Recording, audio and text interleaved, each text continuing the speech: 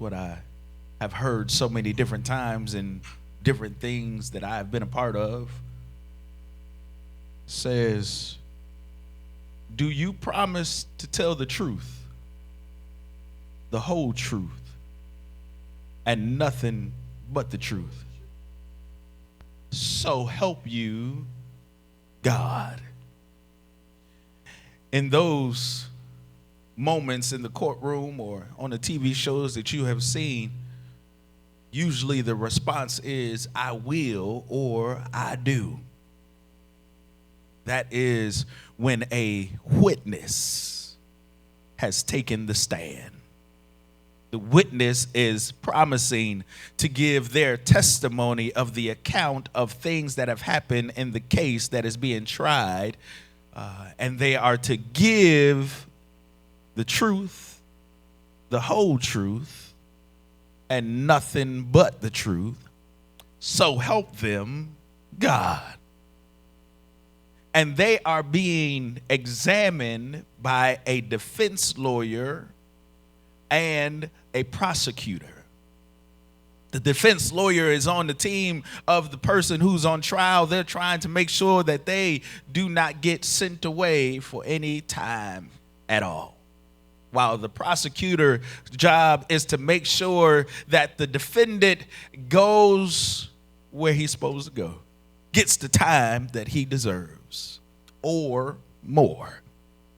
But in the courtroom, what happens is that the defense or the prosecutor who has a witness, they call them to the stand. They swear in to the stand, promising to give the whole truth and nothing but the truth. So help them God. And they are what is called being examined.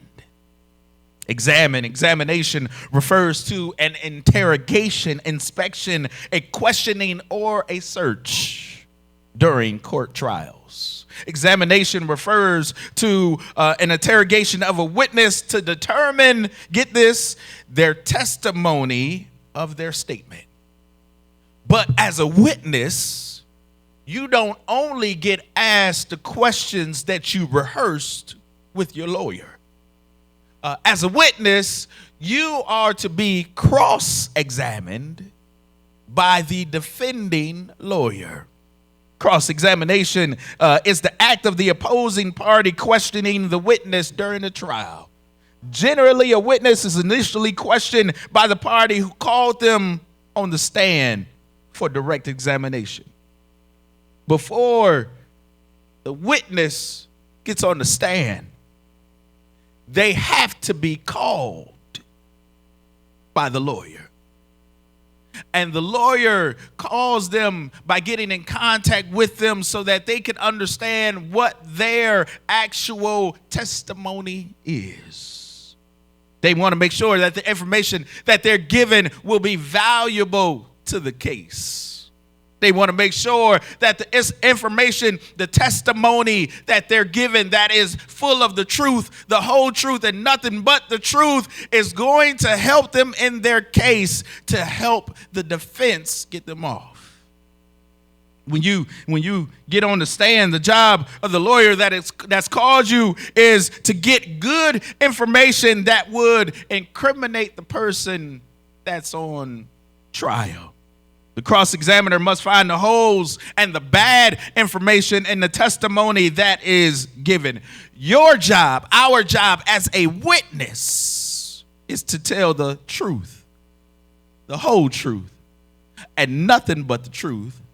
So help us, God. And sometimes the very thing that helps the case in a great way is to actually go public with the information before it gets to court. Here's why that would help the court case, is because now it causes a stir. Now it causes things to start getting passed around. Now the word is on social media. Now the word is in everybody's email and all kinds of stuff. It's on the news, and all that it took was for the witness or the testimony of the witness to go public. There's more information that surfaces when the testimony goes public. There's more people who come out and start talking because now they feel comfortable since somebody else took the first step.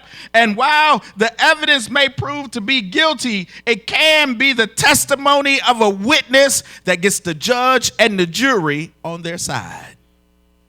But get this, the witness has to be willing to talk.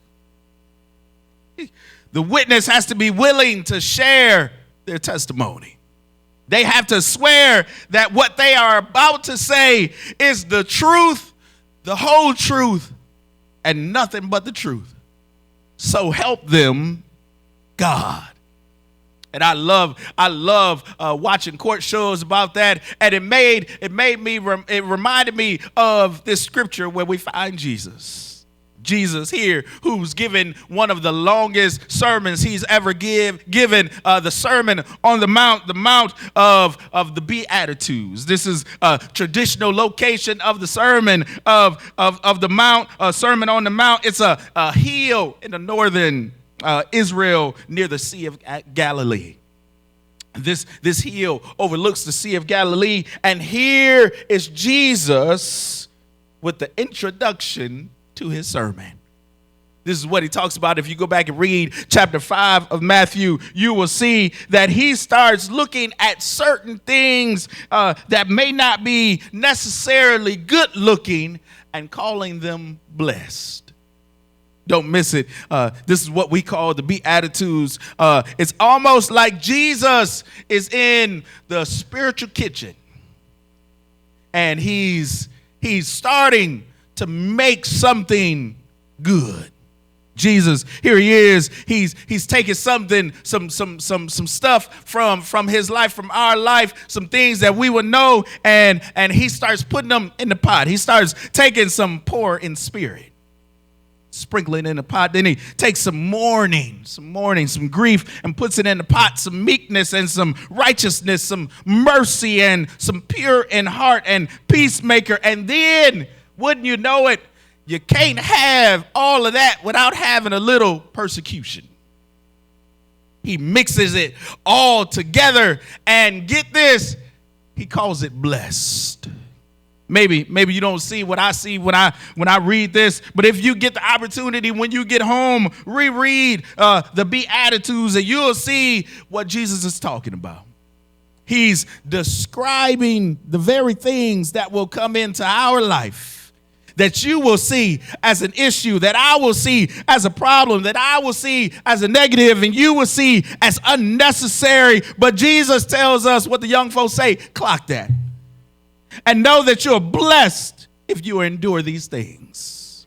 Not only that, but you'll see these things, these problems, and these issues, and it will make you to be the best witness you could ever be. Maybe you don't see it like I see it. Let me help you a little bit. If you look at verse 11 and 12, you will see exactly what we're talking about. Verse 11 and 12 says this: not only that, count yourselves blessed every time people put you down or throw you out or speak lies about you to discredit me. What it means is that the truth is too close for comfort, and they are uncomfortable. This is the Message version of verses 11 and 12, and it says, you can be glad when that happens. You can actually give a cheer. For though they don't like it, I do, meaning Jesus. And all heaven applauds, and know that you're in good company. My prophets and witnesses have always gotten into this kind of trouble. His prophets, y'all know the prophets, the prophets that they're talking about. Some of the prophets that they're talking about is Moses. Y'all remember Moses? Moses was one trying to lead the children of Israel, but kept getting cut down and talked about by the very people he was trying to lead out of captivity. Y'all know about Samuel. Samuel is the one that did what the people asked him to do and gave them a king, and then they got mad at Samuel for giving them the very king that they asked for. Y'all know about Isaiah. Isaiah was the one who was giving prophecies and telling the people about what was to come, and the people called him crazy. Y'all know the prophets. Y'all remember Jeremiah. Jeremiah is the one that was trying to tell the people about the destruction that was coming, and they just kept on partying. Y'all know Daniel. Daniel was the one who was having dreams and being able to explain dreams, and the one that they told, hey, you cannot praise God because the king said not to, and they put him in the lion's den, and they tried to keep him there, but God said no. Y'all know what they did to the prophets. So why do we think that our life will be easy? If they're a witness, I know y'all not prophets. I know y'all not that oily like they are. I know y'all didn't have all of those gifts, or maybe you do, but you're still a witness. You still have a testimony to give. You still have to tell the truth, the whole truth, and nothing but the truth. Get this, so help you God. If the prophets were rewarded the way they were, what makes you think that God don't see what you're going through and has a reward waiting on you? Here's my question. I got two questions for you, two things I want to explain to you, and I'll be out your way. Here's my first question. What type of witness are you?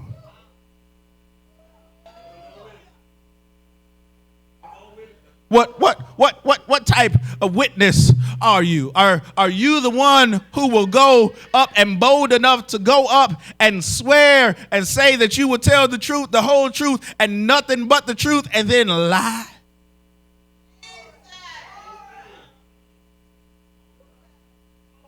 Are you the type of witness that will say, yes, I have a testimony, but then try and hide from giving it? Woo. Are you the type of witness that will say, yes, I'll give my testimony, but then you'll show up looking like a different person because you don't want people to know it was you? Are you the type of witness that will do something so egregious that you will say you have a testimony, but then find the easy way out? What type of witness are you? Are you willing to go public? Let me ask this. What would happen if your testimony went public?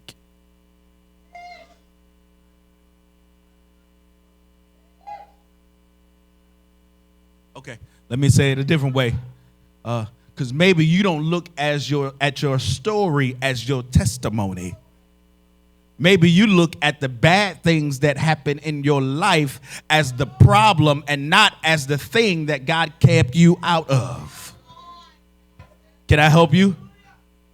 Your story and even the most bad things that has happened in your life is your testimony.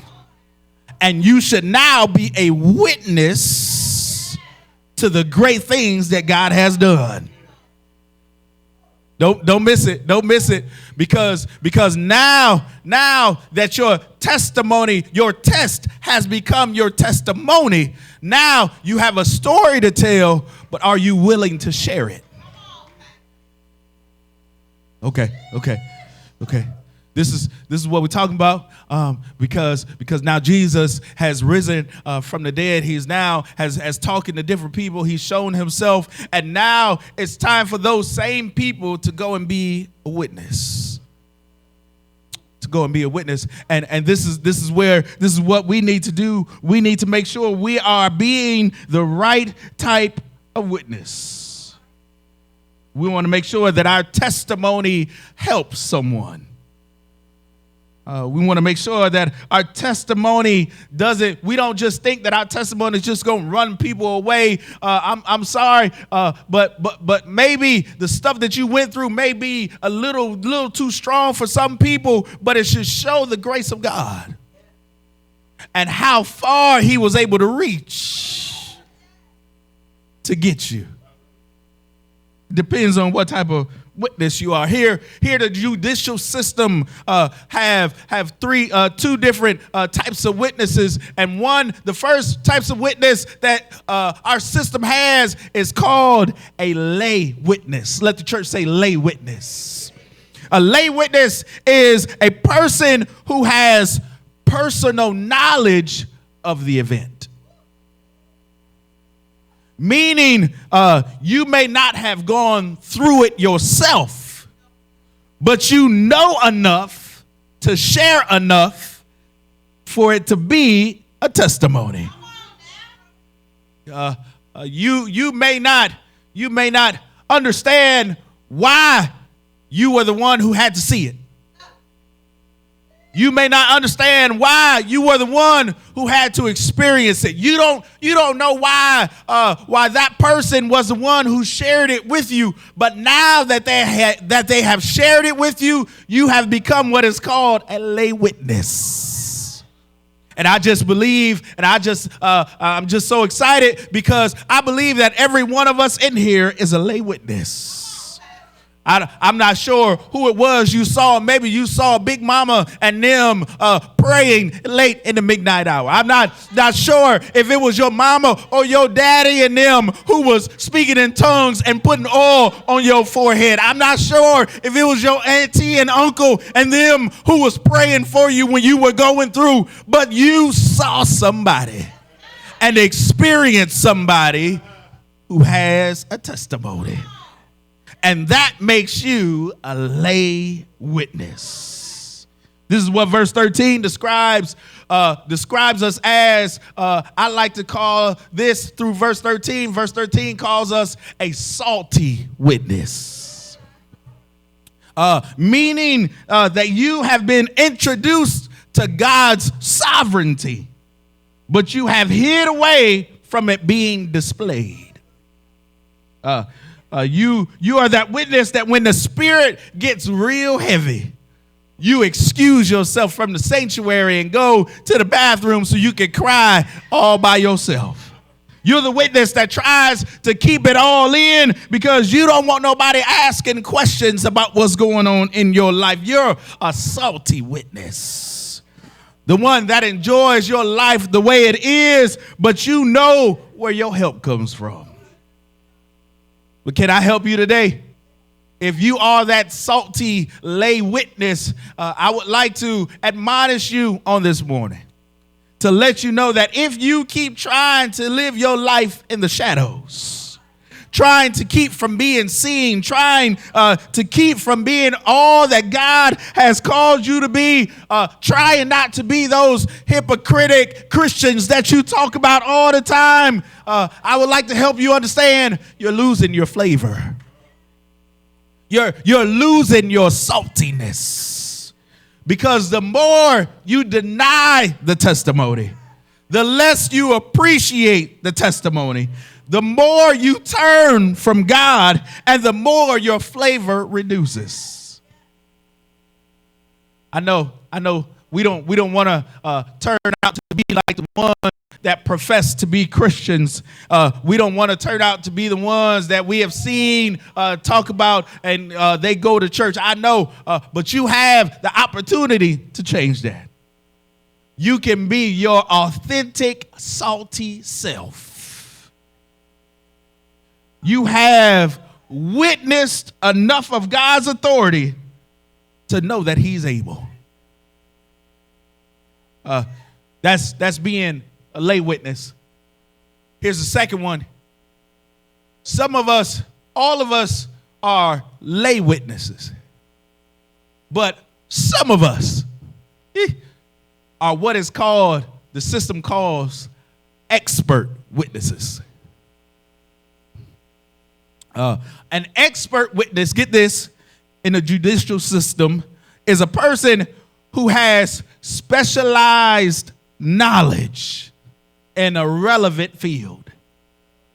The lawyers call on these expert witnesses because they want them to give their expert opinion. In the courtroom, they usually start off their line of questioning like this: in your expert opinion, meaning in all that you have gone through and all that you have experienced, what would you say in your expert opinion? It's a firsthand and a studious account with the case. The lawyer would tell the court basically that because this is an expert witness, their testimony is unequivocal and undeniable and uncontestable, irrefutable testimony. This is knowledge that is and what will happen if certain things are done. It's nearly impossible to contest this testimony of an expert witness. You have to find some type of problem with the witness themselves in order to discredit the testimony. This is what Jesus said. He said, "You are the light of the world." I'm not sure if y'all have seen Next Friday, but we are the top light of the world, Craig. Yeah. He goes on to say something that is both common sense and profound.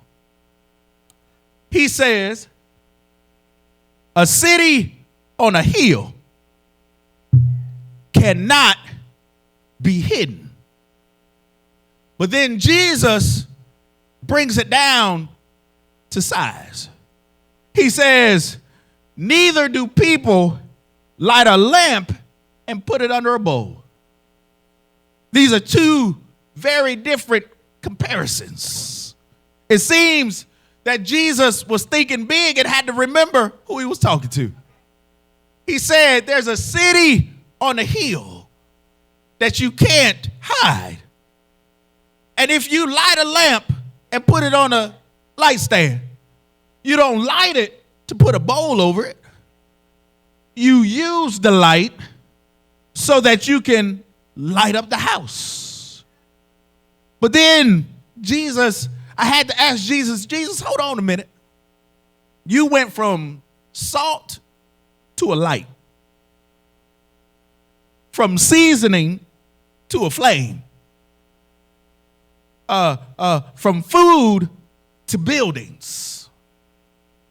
How in the world did Jesus get here? I'm glad you asked. Because I feel like maybe we're not on the same page. But this is what Jesus does for us. Jesus, as we all know, has been whitewashed through society. And people don't want to admit his color. But you're not going to tell me that this black man sat at a table for the Last Supper with some of his closest friends and family and gave them some bland food. You will not be able to tell me that that's what Jesus did. I believe that Jesus' food was seasoned to perfection. But I like to venture out to say that for us to be good witnesses, we must be sure we follow his description. One, you need to know what salt does to your body. Because you know what salt does if you have too much of salt. It raises your blood pressure. I just wonder if I have anybody living with some real blood pressure problems. I know what the doctor said, but my blood pressure is not regulated by some medicine, because it was his blood that gave me strength. It was his blood that provided everything that I needed from day to day. His blood will never lose his power.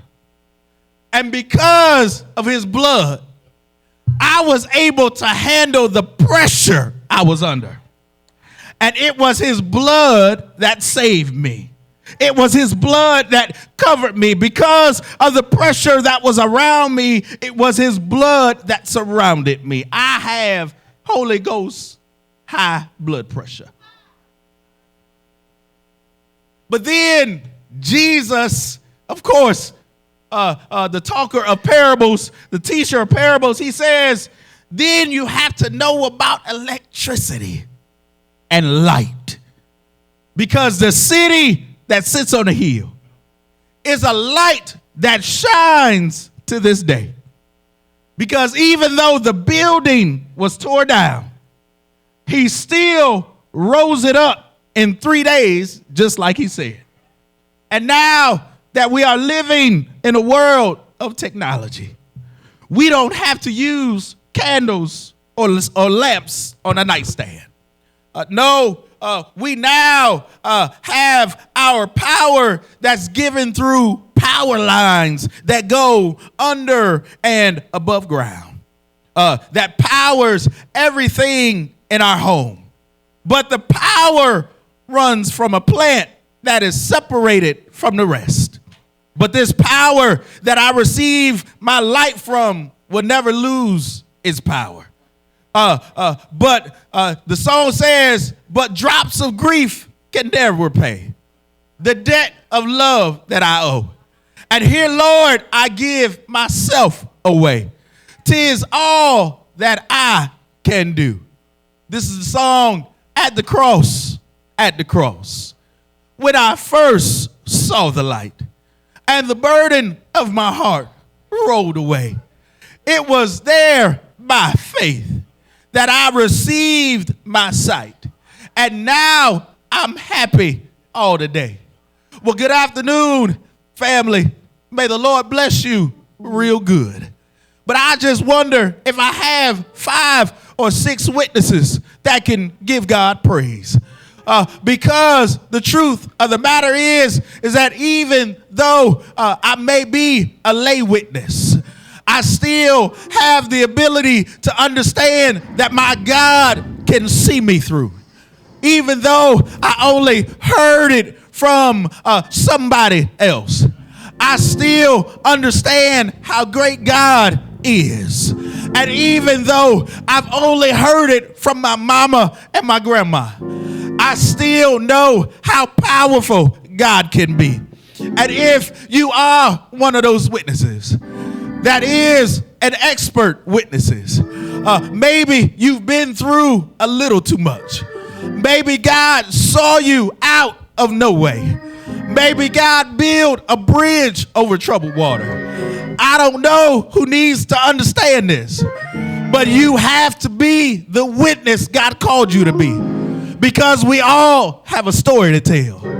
We all have something to say about how good God is. And I just believe that if you take the time to tell somebody about how God has been to you, you will see that the scripture is true. Is that God said, if I be lifted up, I draw all men unto me. He didn't say that he would draw all men unto your testimony. He said, because of your testimony, I will draw all men unto me. And I just need some help right around here to help y'all understand that because you are a witness, you have everything that you need to help somebody along the way. I know your testimony may not be as good as you want it to be. I know you may not have the same story as somebody else. I know your story may be a little graphic, but somebody needs to hear how great God has been. And I just believe that because how great God has been, God will repay you and reward you for all you've been through. Maybe you missed it. The witnesses are for us to be able to tell people how great God has been. And I understand that you have a problem telling your story. But I just believe that if you end the story the same way every time, God will get the glory. How should I end my story? That one day Jesus died. One day he walked that cross up a hill called Golgotha. And he died for me and for you. But that's not how my testimony is. Because even though I had to endure some trouble, even though I had to endure some problems, God still raised me up out of everything I went through, because he knew that one Sunday, early on Sunday, he would get up with all power from heaven and from earth in his hands. And guess what? That's still not where my story ends, because I'm walking with him every single day. I don't care what comes my way. I will bless the Lord at all time, and his praise shall continually be in my mouth. Why? Because I'm an expert witness. I've seen the lightning flashing. I've heard the thunder roll. But I know where my help comes from as I look to the hills, from which cometh my help. My help comes from the Lord. Good afternoon. May God bless you real good. But I will tell my story, the truth, the whole truth, and nothing but the truth. So help me God, the truth, the whole truth, and nothing but the truth. So help me God. I said the truth, the whole truth, and nothing but the truth. Why? Because I have God on my side. I am a witness.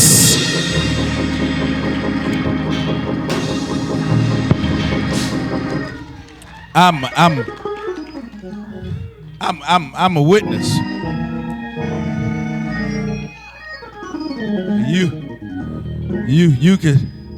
You can sit there and stay a lay witness all you want to. But I'm going to tell you my testimony. I am an expert witness because I've seen him take me out of some things and some places, taking me away from some people and some problems. And he has saved me. But this is what I love. As an expert witness, I don't have to rely on grandma and mama and daddy's testimony. I've got my own to share. And I can tell you personally how great God is.